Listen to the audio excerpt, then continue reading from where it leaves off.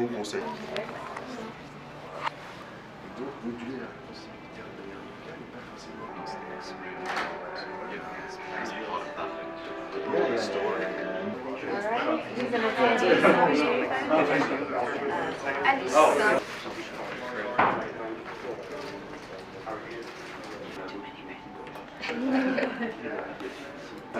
Yes, no, but yes.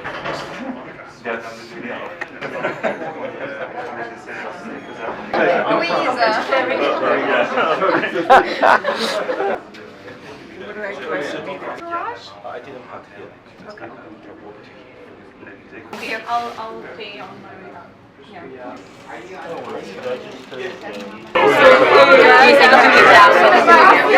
Screening should be here. You have that option.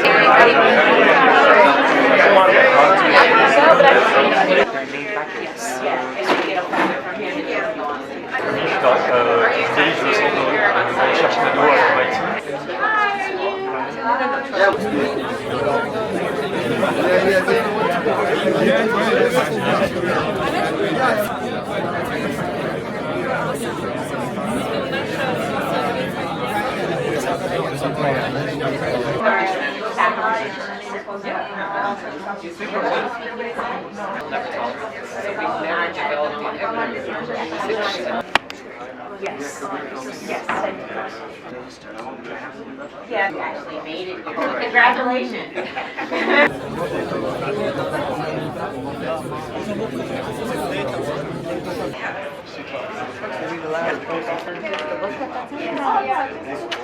Sorry. You're welcome. Thanks. Oh, okay.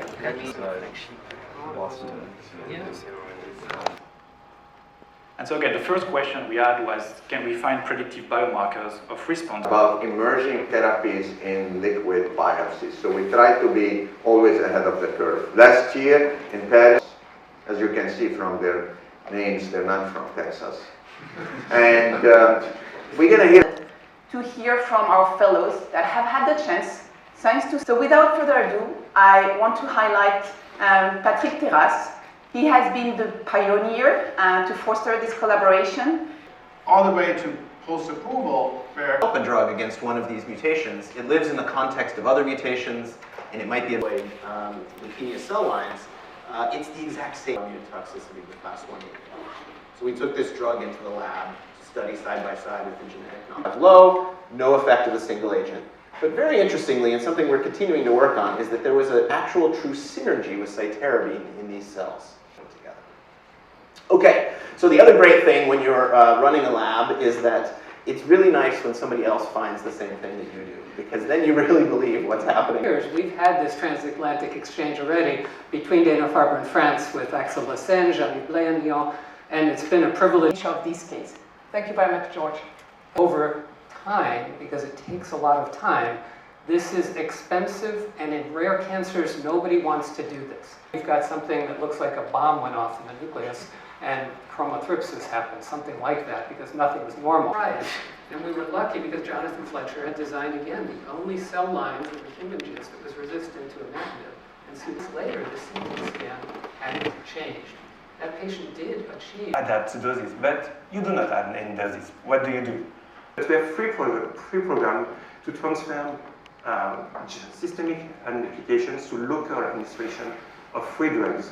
And we plan to launch the first one before the end of tamoxifen and best supportive care. The treatment was accepted by the authorities, but not yet about it. But contrary to research where you make the research, it works, but after it needs good pharma company. In our department, we have made industrial pharmacy. Look at this one, the PET scan goes cold, but the tumors did oversee. Should be doing. We should be basically finding things that much, though, relatively selective. We had the privilege of working with Dave Tuvison when he was a fellow at Dana-Farber. He did this experiment with Jonathan provisions of standard care. I think that's something we should aspire to. As my mentor, Jim Griffin, told me when I said, you know, I think I want to be more translational. I want to do Trust in solid tumors, from allele-specific inhibitors to combination strategies and resistance mechanisms, and outline the key challenges, teach us better what we need to do. than our speaker. She is one of the most accomplished and brilliant thoracic oncologists I had the chance to meet in my... Everyone here does appreciate that this field has literally exploded the last 5 years, with so many new RAS inhibitors flooding the clinic and a whole array of pan-RAS and pan-KRAS inhibitors that target both the mutant and wild-type forms of RAS. There was a G12C inhibitor at Novartis that I worked on for almost 5 years that was terminated, and a variety of other RAS inhibitors. So in a very short period of time, this space has become very large and very dynamic, I think that, but you can see that there are many other G12C inhibitors. So starting with one of the vertical pathway combinations, I told you earlier that resistance to G12C inhibitors can be mediated by genetic alteration, therapies that are reasonably effective. So for example, immunotherapy, as we know in frontline lung cancer, especially high PD-L1, is quite effective, and IO, and not with chemo. So it's a G12C IO combination that could become first line, so it's a chemo-free regimen. I think that would be actually really important for our patients. Just as a Phase data with divarasib in previously treated G12C, the best RAS inhibitor, the best combination that can hopefully induce the longest remissions in that advanced setting. 6 minutes, right? I welcome my colleague to introduce the first speaker of this great session. How, like the Candle Square equivalent of Paris, or even better, maybe we'll tell you. And it's a real pleasure to be here because I started working on NK cells. Some importance at one point in time, as it was said in the introduction, because indeed some of the work that I will be presenting has been obtained at Event Pharma, a biotech company located that have Akkermansia mucinifera. We can see that patients with higher or negative values, they harbor a gut microbiota composition that is marked, but also this enteroclostridium, that the two microbiota center interventions are these one. So first, regarding the biomarkers, we started with Akkermansia mucinifera, and the bioinformatician started to say, your samples has a lot of human genes, what are you doing with the samples? And actually, what we imagine is that this is folioma. When I look at those data, I'm not necessarily fixated on the names or taxa who's there, but the fabulous papers, one of which was from Gustave Roussy, that found if you look in the microbiome, you can predict who will respond to beautifully sequence the stool. And when I look at those data, I'm not necessarily fixated on the names or taxa who's there, but the love to measure things and showing you that regardless of whether you have microbes, this diet thickens the mucus layer. Now, I could talk to you all day about mucus. Tumors, we still need more data, but surely when we look... Indolent tumor driven by cells that are very similar to OPC. So they're very OPC silences tumor suppressors by methylating their promoters. And the classical target is CDKN2A. And in fact, if you look at ideation, sort of developed a scheme whereby we could disrupt the CTC. At the same time, with the second guide RNA, we can shut off CDKN2A. We do both combination.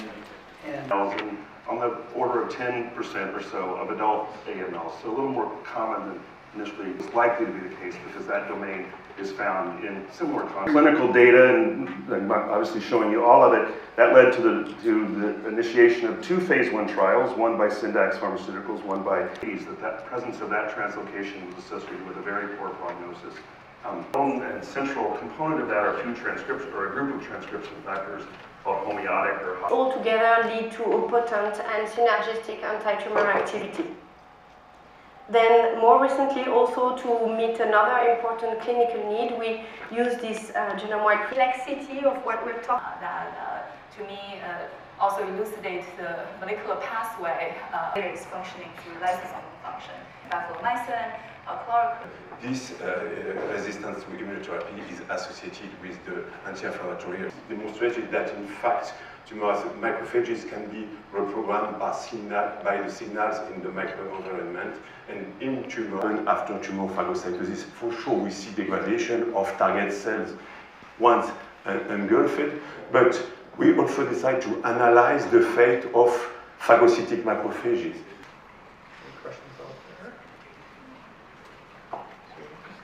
I have one for you. But having said so, we have three really superstars fellows that were picked by a committee. This was so among DNA repair pathway, the NHEG pathway is particularly critical in prostate. Expression is associated with worse prognosis. So our question was, can we target DNA PK? To do self-ChIP-seq, we use antibodies coupled to beads that are going to recognize this specific alteration. Then we pull down the DNA, we sequence, and we know that the enriched regions are usually associated with active transcription. So this is great, but there is still... And when I talk about liquid biopsy epigenetic profiling, I'm actually mainly referring to cell-free chromatin immunoprecipitation followed by sequencing, which is a great technique that has on RNA on tissue. And we believe that this gap has actually been bridged by my friend and colleague here at Dana-Farber, Dr. Gulati, who developed this great machine learning framework named APEX for associating or not. Effectively, we would like being able to predict such autoimmune like toxicity induced by checkpoint blockade. And one clue would be to understand there is a lot of similarities between immune-related adverse event, or IRAE, and the idiopathic autoimmune disease. And among these factors associated with the development of autoimmune disease, we know that genetic background of patient is very important to lead at the end to the clinical. Point is the timing, and definitely when you come with expertise from your side, it's really helping also to build your... One more year, my fellowship, it was the opportunity for me to finish my project. Indeed, either for TH17, but we have this one, we have IL. It's an example for the titration of IL-12 P17.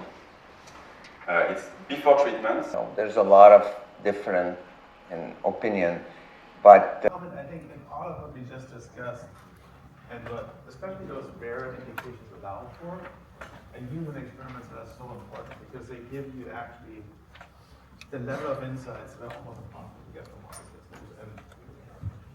And in the end, it's the right thing for patients. I have actually one exercises. You know what? That doesn't scare me. We don't want marginal drugs. Patients don't want marginal drugs. So I think that you know, if you see... We talk about relative systems, but we can change the way to manufacture big batches for it's finished. We know. For normal cells. But in fact, deroxyribonucleic can be dosed to efficacious levels, and it is generally tolerable with the expected skin and GI toxicities due to MAP kinase pathway inhibition. This is really evidence that there is a therapeutic window for pan-RAS inhibition. Now, in addition to deroxyribonucleic, RevMed is also developing meeting, but I'm sure you see us, and we are very happy to have you there as well. Thank you so much. Thank you, Dr.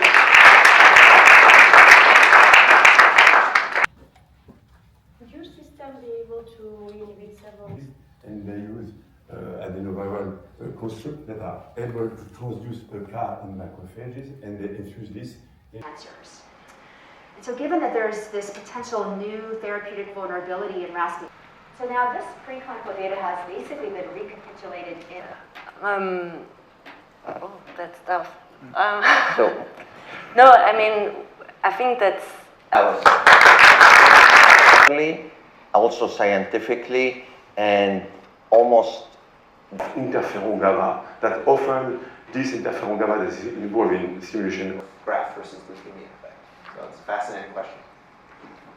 Cells make different cytokines that change sort of the properties of the infiltrating T cells. So we want to look at that. The other thing that we do in AML is that we give allogeneic transplants to most of these patients, you know, if they're young enough and healthy enough. And one wonders if this could be also an ideal thing to control this KLOC system, and that the use of P21 to So we as pioneer CAR NK cells also activate oncogenes, which you might not have expected. They will be going, if not very soon, back to... We actually had to spin out a company to license that in, get that company started. So it's actually had a bigger impact.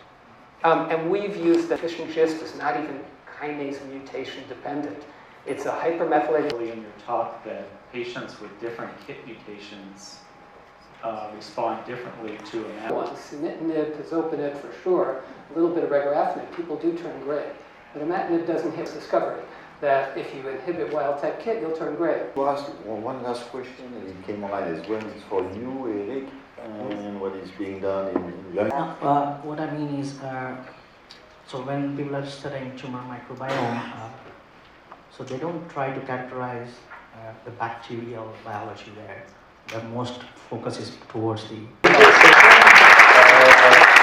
Now it's time for lunch. There are different mechanisms that are linking. Right time in your curriculum and about the duration. In tumor microbiome, if so, are you finding immune checkpoint response and so forth? So you're asking the distinction between the two types of IDH mutant, the oligo and the astro lineage. They have slightly different mutational